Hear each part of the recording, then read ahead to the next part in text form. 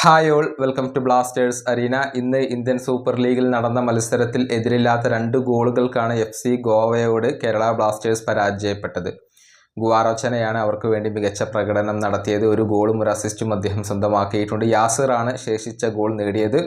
ഇതോടുകൂടി കേരള ബ്ലാസ്റ്റേഴ്സിൻ്റെ play off സാധ്യതകൾ അവസാനിച്ചിട്ടുണ്ട്. ആരാധകർക്ക് വളരെയധികം നിരാശ നൽകിയ ഒരു റിസൾട്ടാണ് ഇപ്പോൾ സംഭവിച്ചിട്ടുള്ളത്. ഈ തോൽവിയെക്കുറിച്ച് ബ്ലാസ്റ്റേഴ്സിൻ്റെ പരിശീലകനായ TG പുരുഷോത്തമൻ സംസാരിച്ചിട്ടുണ്ട്. എവിടെയാണ് പിഴച്ചത് എന്നതിനെക്കുറിച്ച് അദ്ദേഹം സംസാരിച്ചിട്ടുണ്ട്.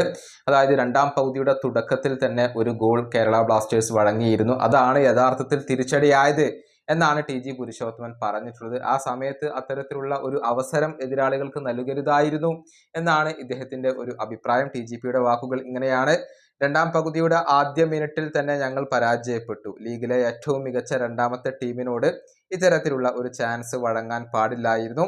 അങ്ങനെ വഴങ്ങിക്കഴിഞ്ഞാൽ അവർ തീർച്ചയായും നമ്മളെ പണിഷ് ചെയ്യും. ഇതാണ് TG പുരുഷോത്തമൻ പറഞ്ഞിട്ടുള്ളത്. ഏതായാലും ഇനിയിപ്പോൾ അടുത്ത സീസൺ നോക്കാം എന്ന ഒരു രീതിയിലേക്ക് കേരള ബ്ലാസ്റ്റേഴ്സിന്റെ ആരാധകർ മാറിക്കഴിഞ്ഞിട്ടുണ്ട് എന്നുള്ളതാണ്. കഴിഞ്ഞ മത്സരത്തിൽ മോഹൻ ബഗാനോട് വലിയ തോൽവി ഏറ്റുവാങ്ങി. അതിന് പിന്നാലെ ഗോവയോട് തോൽവി ഏറ്റുവാങ്ങിയിരിക്കുന്നു. മത്സരത്തിൽ മോശം പ്രകടനമാണ് നടത്തിയത്. അതും ആരാധകർക്ക് വളരെയധികം വേദന നൽകുന്ന ഒരു കാര്യമാണ്. ഈ വീഡിയോയുടെ അവസാനിപ്പിക്കുന്നു. അടുത്ത ഡിമേ വീണ്ടും കാണാം.